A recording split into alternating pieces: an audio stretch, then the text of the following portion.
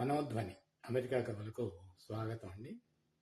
ఈరోజు ఈ వీడియోలో నేను అమెరికా వచ్చాక మా పెద్దమ్మాయి అల్లుడు గారి ఇంటికి మొదటిసారి అడుగుపెట్టిన రోజు నాకు చాలా కొత్త అనుభవం కలిగిందండి.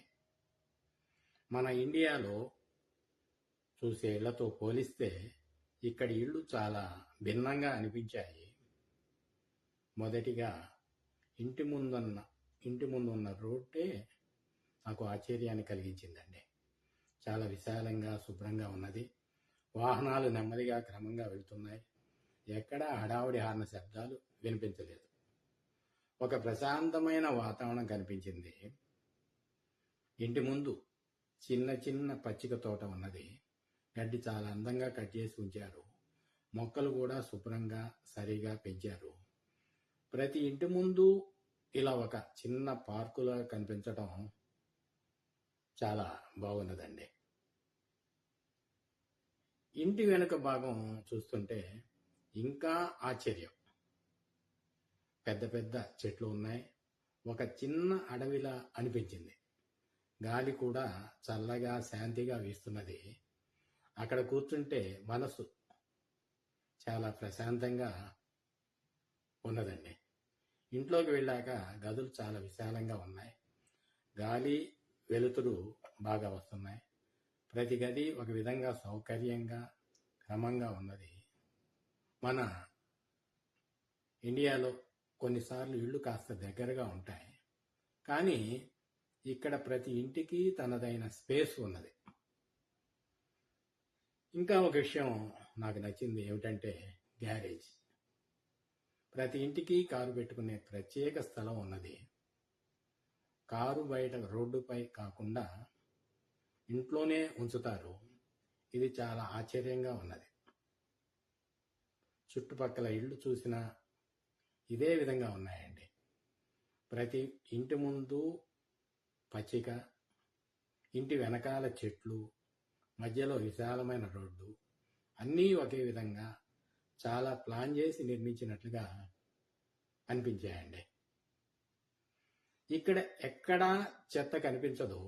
ప్రతి ఇంటి ముందు చెత్త బిల్లు ఉన్నాయి.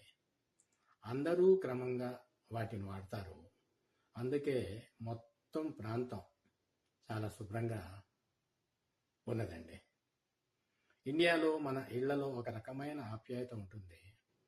దగ్గరగా ఉండటం వలన మనుషుల మధ్య బంధం బలంగా ఉంటుంది. ఇక్కడ అమెరికాలో స్పేస్ ఎక్కువగా ఉన్నా నిశ్శబ్దం ఎక్కువగా ఉంటుంది. అయినా కూడా ఇక్కడి ఇళ్లలో ప్రకృతితో కలిసిన జీవితం కనిపిస్తుంది. చెట్లు, పచ్చిక, ప్రశాంతత ఇవన్నీ మనసుకు ఒక మంచి అనుభూతిని ఇస్తాయి. మొత్తానికి నేను మా పెద్దమ్మాయి అల్లుడు గారి ఇంట్లో చూసిన ఈ అనుభవం నాకు ఒక కొత్త అనుభూతి.